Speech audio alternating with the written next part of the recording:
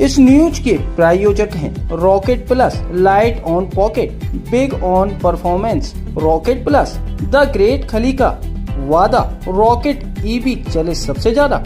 Rocket plus की dealership लेने के लिए दिए गए इस नंबर पर संपर्क करें 9878740455। इसकी मां को भी जानकारी थी, इसके पिता को भी सारी। इतना निवेदन करना चाहता हूं कि समाचार पत्रों ने विगत 5 वर्षों से 5 दिन से लगातार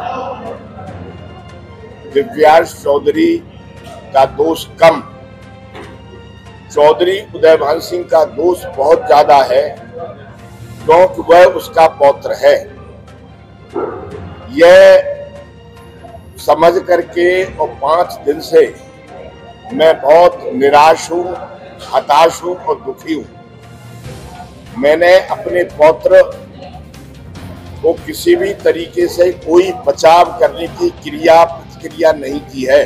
नंबर 1, बचपन से जब से मेरे पुत्र ने जन्म लिया है तब से लेकर के आज तक मेरा पौत्र मेरे साथ नहीं रहता है। वह अपने नाना नानी के यहाँ 575 पश्चिमपुरी में रह रहा है। नंबर 3, वह 25 वर्ष की आयु का व्यक्ति है।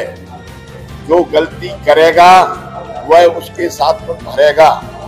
लेकिन पत्रकार बंधुओं ने, समाचार पत्रों ने, मीडिया ने मुझको ऐसा दोषी ठहरा दिया जैसा कि सारा दोष मैंने किया है। मैं 90 तुल्य शब्दों में ये कहना चाहता हूं, ये जांच का विषय है। न तो मेरा पौत्र हत्या करने के प्रयास से गया, मेरे पौत्र के साथ उस बिटिया ने, उस लड़की ने, जो महाजन परिवार की बिटिया है, लड़की है, उसने मेरे पौत्र के जीवन को ठगा है। उसने मानसिक शोषण किया है, आर्थिक शोषण किया है, सामाजिक प्रतिष्ठा का शोषण किया है। वह उसके साथ वर्षों वर्ष से अंतरंग संबंध रखती थी, जिसके प्रमाण मेरे पास अच्छे प्रमाण हैं। वो लगातार बातचीत करती थी, ये भी मेरे पास प्रमाण है। उसके कने अनेक नौजवान लड़कों से संबंध थे, ये भी मेरे पास प्रमाण है। पुलिस ने गलत 307 लगाई है, ये भी मेरे पास प्रमाण है। संविधान ने मुझको अपने बचाव पक्ष रखने का अधिकार दिया है। मैं न्यायालय की शरण में पहुंच चुका हूं। मैंने न्यायालय की शरण में मैं पहुंच चुका हूं। जो कानून करेगी वो उसका मैं आदर करूंगा। कानून से बड़ा कोई दुनिया में नहीं है। लेकिन मेरी प्रतिष्ठा को चोट पहुंचाना, एक तरफा समाचार देना, एक तरफा ही बोलना, ये मेरे लिए, मेरे हिस्से में, मेरे लिए बहुत बड़ा अन्याय है। मैं पूरे मीडिया से प्रार्थना करता हूं वो दोनों पक्षों को देखे, गहराई से देखे। मेरे प्रतिष्ठान में पश्चिमपुरी में जिसका मालिक, जिसका स्वामी मेरा पौत्र दिव्यांश चौधरी था, उसमें ताला लग गया है। सबसे प्रतिष्ठित प्रतिष्ठान था वो। सारा शोषण, पूरा दौलत ये महाजन परिवार मेरे बेटे का खा गया। और जो कुछ भी शेष बचा है वह भी करना चाहता है, मुझे ब्लैकमेलिंग करना चाहता है। मैं फिर से कह रहा हूं, मैं न्यायालय की शरण में जा रहा हूं, पहुंच चुका हूं। जो न्याय की परिधि में है वह करूंगा। लेकिन मैंने जिस प्रकार समाचार पत्र ने मुझे एक हीरो बना दिया है, उस मामले में मेरा दूर तक किसी प्रकार का कोई संबंध नहीं था। न मैं पौत्र मेरे के साथ रहता है, न मैं उसके पक्ष में खड़ा हुआ हूं। हाँ, मैं राजनीतिक कार्यकर्ता के रूप में दुनिया के साथ खड़ा होता हूं, तो मैं अपने पौत्र के साथ खड़ा होता हूं, तो मैं कोई बहुत बड़ा अन्याय नहीं कर रहा हूं। बहुत घटनाक्रम में लड़की के माँ बाप की मिलीभगत है क्या? ये घटनाक्रम में लड़की के माँ बाप की माता पिता के पूरे घटनाक्रम में है। पूरे जानती थी, माता पिता ने ही सब कुछ खाया है, लूटा है, मानसिक रूप से लूटा है, महाजन को, महाजन की पत्नी को, महाजन के परिवार को, सारे लोगों को मालूम है। वो यहाँ भी दिन भर आती थी, जाती थी, बैठती थी, उठती थी।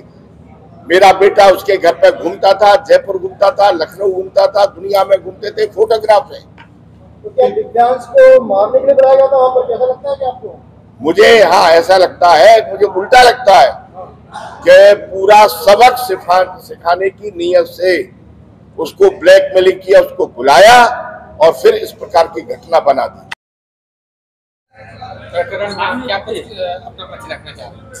देखिए, मैं अपने भतीजे का, दिव्यांश चौधरी का, आप सभी लोगों के माध्यम से ये कहना चाहता हूं कि पिछले 5-6 दिनों से जो निरंतर समाचार पत्रों में जो प्रकाशित हो रहा है और हमारे परिवार को, जो कि राजनीति में अपनी अच्छी प्रतिष्ठा रखता है, हम लोग सब व्यापारी हैं, नौकरी वाले हैं, मैं स्वयं प्रोफेसर हूं आरबीएस कॉलेज में, तो मैं आप सब लोगों के माध्यम से इसमें सफाई देना चाहता हूं, अपना पक्ष रखना चाहता हूं, असलियत से आपको रूबरू कराना चाहता हूं।